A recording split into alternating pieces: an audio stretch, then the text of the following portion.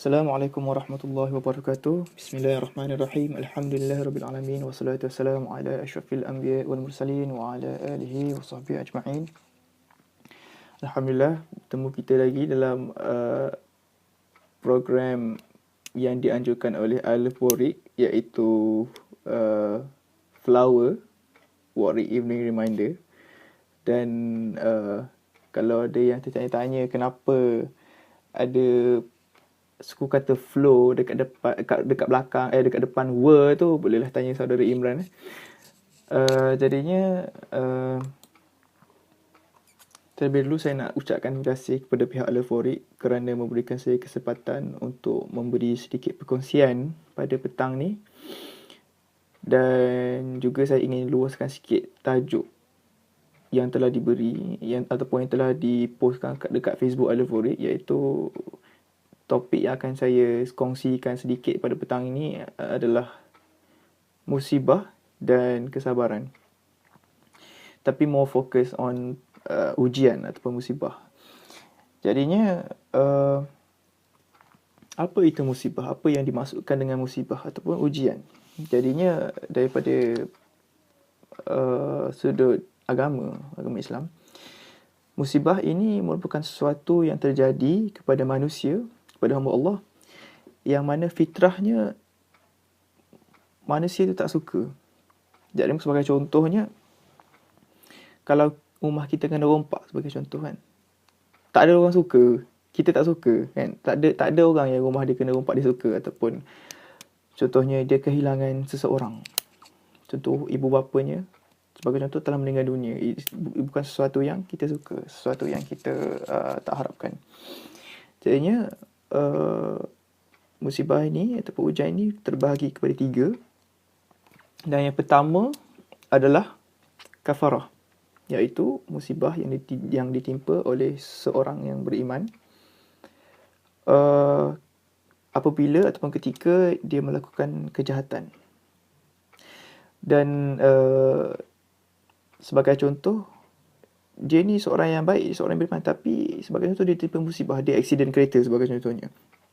Jadi kafarah ini adalah merupakan salah satu cara oleh Allah untuk menebus dosa seseorang ini di dunia, supaya dia tidak dihisap ataupun tidak dikenakan hukuman di akhirat. Itu yang pertama. Yang kedua adalah bala. Bala merupakan sebuah musibah, sebuah ujian yang diberi kepada seseorang yang senang cakap jahat lah. Dan dia bertindak ataupun it serves as function untuk sebagai hukuman seseorang itu di dunia sebelum dikenakan hukuman yang lebih berat di akhirat. Sebagai contoh, kaum Nabi yang terdahulu, kaum Nabi Nuh yang ditenggelami air, ataupun Fir'aun yang ditimpa siksaan oleh Allah, yang ditimpa ujian oleh Allah. Dan yang ketiga adalah ibtila. Ibtila ni merupakan sebuah ujian, sebuah musibah yang dikenakan oleh seseorang yang baik. Tetapi apa bezanya ibtila ni daripada musibah yang lain kan? Jadi ibtila ini merupakan musibah yang dikenakan oleh seorang tu walaupun dia sentiasa melakukan kebaikan, walaupun dia tak buat jahat, dia kena juga. Jadinya kenapa ibtila ni berlaku? Dia berlaku sebab dia ujian yang jenis ni merupakan salah satu tanda bahawa Allah kasih, Allah sayang pada orang tu. Katakanlah sebagai contoh, kita ada seorang kawan kan, dia ni seorang yang baik, seorang yang beriman, seorang yang taat, seorang yang melakukan perintah Allah dan meninggalkan segala larangannya. Dia seorang yang, kalau dia ada suami, dia seorang yang taat kepada suami. Kalau dia ada seorang kalau dia merupakan seorang isteri, kalau dia seorang isteri, dia sangat taat kepada suami. Dan kalau dia seorang suami, dia mengambil berat atas isteri dan keluarganya. Jadinya senang cerita, dia selalu melakukan kebaikan dan hidup dia tak ada masalah. Tak ada masalah hidup dia. Jadinya dia masih ditimpa ujian, ditimpa kesabaran oleh Allah kerana sekiranya dia tidak ditimpa ujian, maka dia terlepas peluang untuk mendapat pahala dalam menghadapi ujian tersebut. Katakanlah katakanlah saya seorang yang baik, seorang yang beriman, tetapi jadinya hidup saya tak ada masalah, kan? Jadinya bila sebagai contoh saya tak ditimpa masalah, saya tak ditipu oleh kawan contohnya, kan? Jadinya kalau saya tak ditipu oleh kawan, maka saya tak dapat peluang untuk mendapat pahala dengan saya punya act of redha. Kalau kita tak ditipu oleh seseorang sebagai contoh, kita tak akan belajar erti redha, kita tak akan belajar erti sabar, kita tak akan belajar erti kemaafan. Jadinya apabila kita ditimpa musibah tu, kita mendapat peluang untuk dapat pahala berdasarkan atas musibah yang telah diberi oleh Allah. Jadinya ini merupakan salah satu cara untuk Allah memberikan pahala yang berlipat kali ganda kepada hamba-Nya yang sentiasa melakukan kebaikan. Jadinya dalam surah Al-Baqarah Allah ada sebut, a'udzubillahi minasyaitonirrajim, bismillahirrahmanirrahim. Ayat ini mengenai ujian. Am hasibtum an tadkhulul jannah walamma ya'tikum mathalul ladzina khalu min qablikum massathumul ba'sa wad-dharra وزلزلوا حتى يقول الرسول والذين آمنوا معه متى نصر الله ألا إن نصر الله قريب. Adakah patut kamu menyangka bahawa kamu akan masuk syurga padahal belum sampai kepada kamu ujian dan cubaan seperti yang telah berlaku kepada orang-orang yang terdahulu daripada kamu? Mereka telah ditimpa kebapaan dan serangan penyakit serta digoncangkan oleh ancaman bahaya sehinggalah berkata Rasul dan orang-orang yang beriman yang ada bersamanya, bilakah datangnya pertolongan Allah? Dan ketahuilah sesungguhnya pertolongan Allah itu dekat asalkan kamu bersabar dan berpegang teguh kepada agama Allah. Jadi Allah kata dia takkan, Allah kata, adakah patut kamu menyangka bahawa kamu akan masuk syurga padahal belum sampai kepada kamu ujian. Jadi Allah kata setiap orang ini dia akan dikenakan ujian. Jadi setiap orang ada masalah. Everyone has their own struggles. Everyone have their own fight. Semua orang ada ujian dan cubaan dia. Jadinya kita kena tengok masalah itu sebagai salah satu cara untuk kita gunakan masalah itu untuk kita mendapat syurga, insyaAllah. Dan juga apa yang lebih penting adalah cara ataupun strategi lah bagaimana untuk kita menghadapi ujian, bagaimana untuk kita menghadapi musibah yang telah diturunkan oleh Allah Subhanahu Wa Taala. Jadinya yang pertama adalah kita mengadu kepada Allah. Okey. Apabila kita ditimpa sebuah masalah, kita selalu berpaling kepada kawan.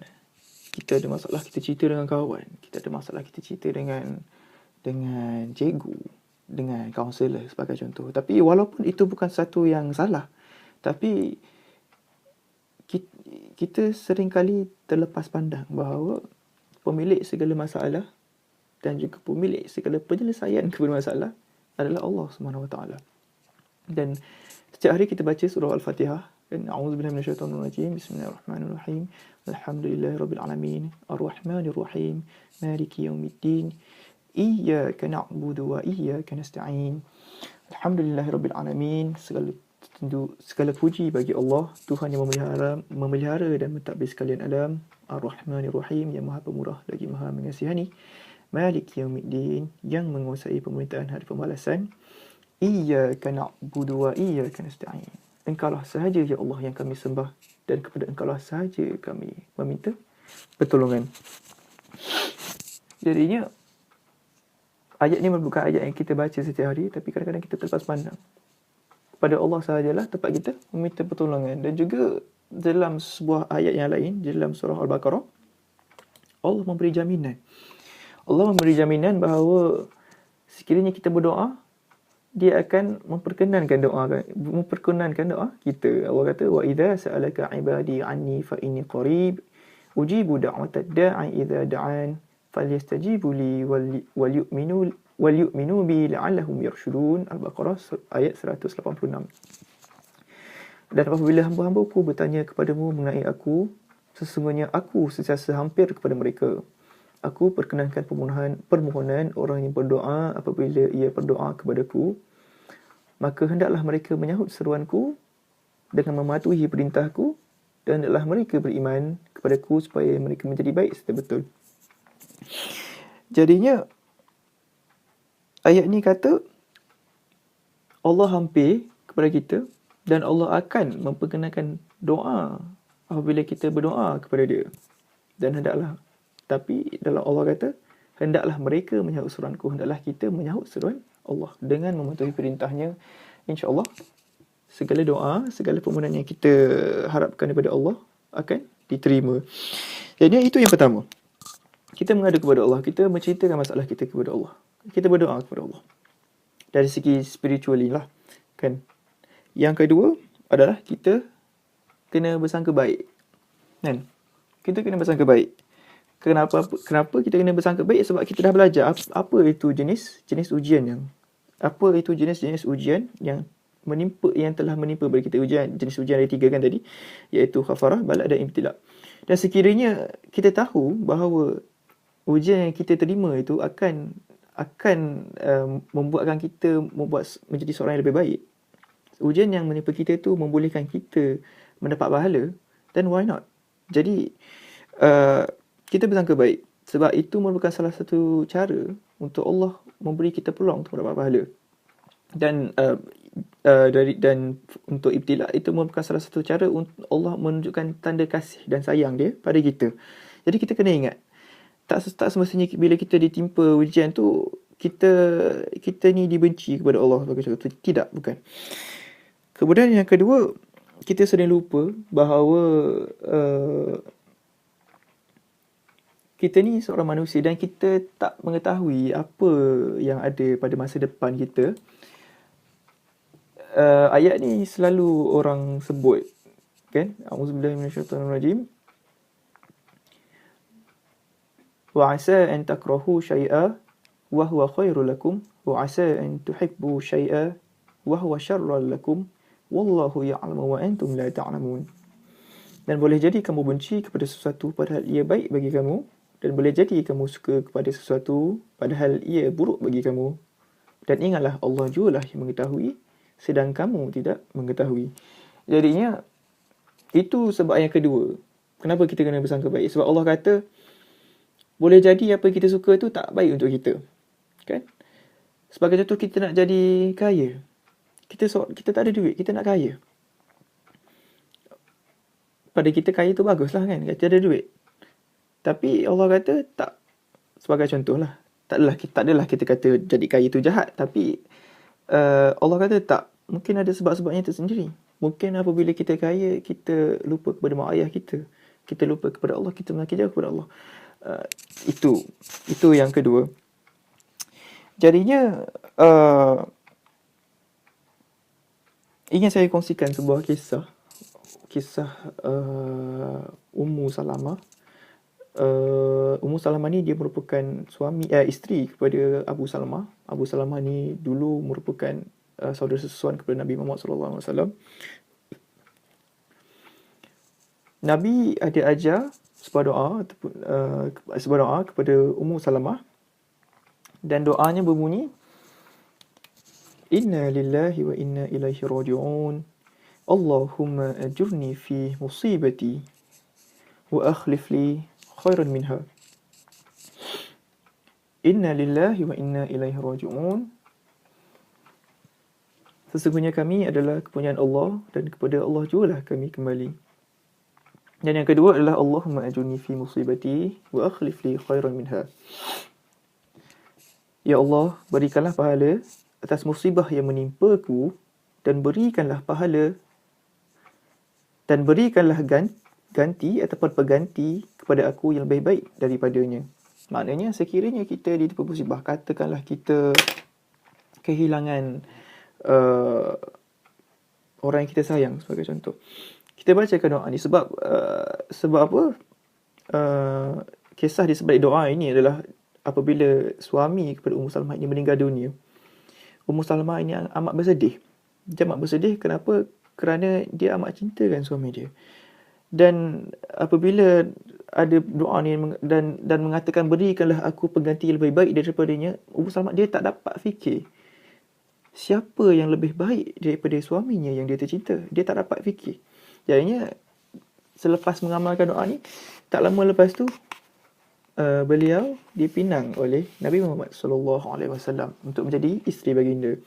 Jadinya kita sebagai manusia, kita apabila kita ditimpa sesuatu ujian, satu masalah, kita rasa kita tak boleh keluar daripada masalah tu. Kita rasa helpless sangat. Tapi seperti yang ayat yang dah dibaca sebelum ni, kita ni manusia biasa. Allah yang maha mengetahui atas segala masalah, atas segala benda yang akan berlaku pada kita. Jadinya kita kena bersangka baik. Jadinya itu salah satu doa yang kita boleh amalkan. Ya, dan apabila Nabi SAW menjadi suami kepada Ummu Salamah, beliau berkata, demikianlah memang benar, Allah telah menggantikan kepada aku seseorang yang lebih baik daripada suami aku. Jadinya kita tak tahu apa yang Allah plan pada kita. And then berbalik kepada soalan kita tadi, bagaimana kita nak menghadapi ujian atau masalah kita. Jawapannya adalah, ataupun jawapan yang ketiga ataupun cara yang ketiga adalah untuk sentiasa menyucikan diri kita daripada dosa yang kita buat, daripada maksiat yang telah kita buat. Kenapa? Sebab dalam sebuah hadis riwayat Tirmizi berbunyi, Bismillahirrahmanirrahim, wa'lamu annallahu la yaghfiru du'a min qalbin ghafilin la. Ketahuilah bahawa Allah tidak menerima doa daripada hati yang lalai dan alpa. Jadinya kalau kita ada masalah, okay, kita ada masalah, dan apabila kita ditimpa benda tu, hati kita tak tenang, hati kita dalam keadaan yang lalai, kita tak ingat pada agama, kita tak ingat pada Allah, kita tak ingat nak sembahyang pun. Jadinya apabila kita berdoa supaya musibah tu diangkat, maka doa tu susah nak diterima, sebab Allah kata dia tak terima daripada doa. Sebab Allah kata dia tak terima doa daripada hati yang lalai dan alpa. Jadinya sekiranya di kala waktu kita susah ataupun di kala waktu kita senang, kita sentiasa menyucikan diri kita, insya-Allah apabila musibah tu berlaku pada kita, kita doa pada waktu tu juga dalam keadaan hati kita tak lalai dan tak alpa, insya-Allah segala masalah kita tu senang ataupun cepat diangkat daripada kita. Dan itu merupakan perkara yang ketiga, kita sentiasa mencucikan diri kita, sebab musibah boleh berlaku bila-bila, dan kedua juga kematian boleh berlaku pada kita pada bila-bila masa. Jadinya yang keempat yang boleh saya sum ialah kita banyakkan bersabar.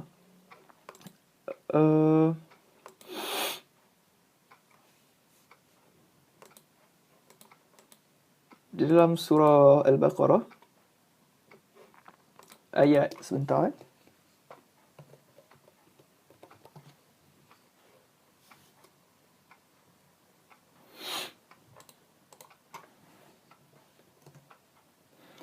Dalam surah Al-Baqarah ayat 153, A'udzubillahi minasyaitonirrajim. Ya ayyuhalladzina amanu ista'inu bis-sabri was-salah innallaha ma'as sabirin. Allah kata, wahai sekalian orang-orang yang beriman, mintalah pertolongan untuk dalam menghadapi susah payah dengan bersabar dan dengan mengerjakan sembahyang. Innallaha ma'as sabirin. Sesungguhnya Allah bersama orang-orang yang sabar. Jadinya itu yang keempat. Allah suruh kita sabar. Dan bukan sahaja Allah suruh kita sabar, Allah suruh kita mendirikan sembahyang. Ataupun sekiranya kita menghadapi susah payah dalam hidup kita ataupun dalam menyempurnakan sesuatu perintah Allah.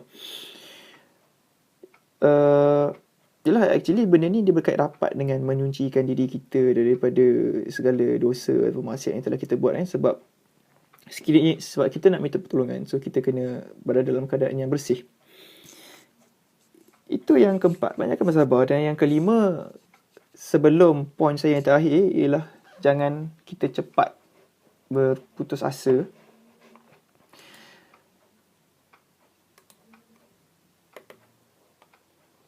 Kenapa?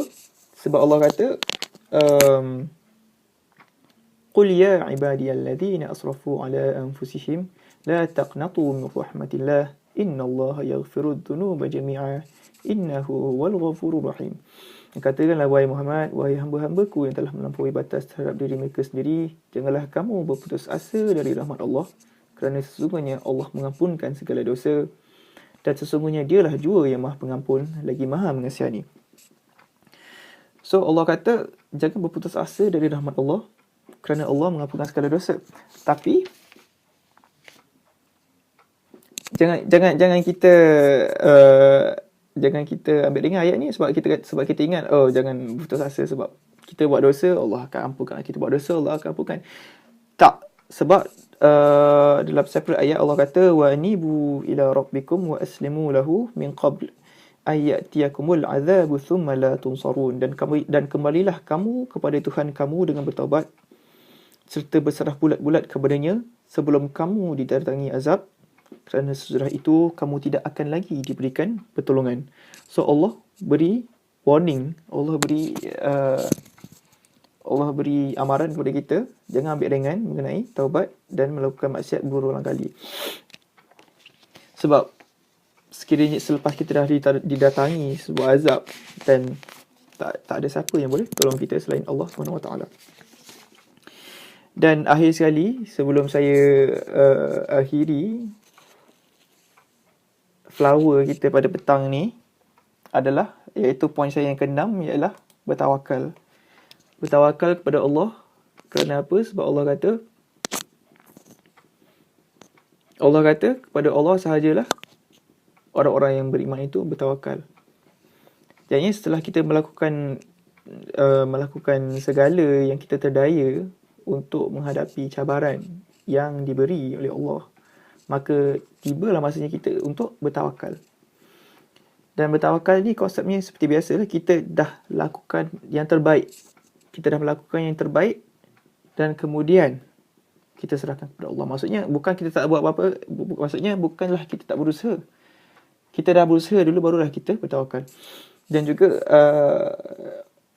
ini merupakan antara perkongsian yang boleh saya beri kepada sahabat-sahabat sekalian dari segi agama, dari segi spiritual lah kalau orang cakap kan. Maksudnya selain daripada bersabar, bertawakal, kita kena ada inisiatif kita sendiri. Maksudnya kalau kita ada masalah, contoh kita berhutang dengan orang ataupun kita kena tipu dengan orang, tak cukuplah untuk kita sekadar bersabar dan redha kan. Jadinya di samping menghadapi masalah-masalah yang tersebut yang kita fikirkan perlu, kita perlu juga pada masa yang sama berpaling pada Allah dan mengharapkan bantuan, mengharapkan pertolongan daripadanya. Jadi saya rasa setakat itu sajalah perkongsian saya pada hari ini. Sekali lagi saya ingin ucapkan terima kasih kepada pihak Al-Furiq kerana memberikan saya peluang untuk memberikan perkongsian flower pada hari ini. Terima kasih kepada semua yang mendengar. InsyaAllah minggu depan akan ada penyampai lain yang akan memberikan flower. Jadi Assalamualaikum warahmatullahi wabarakatuh.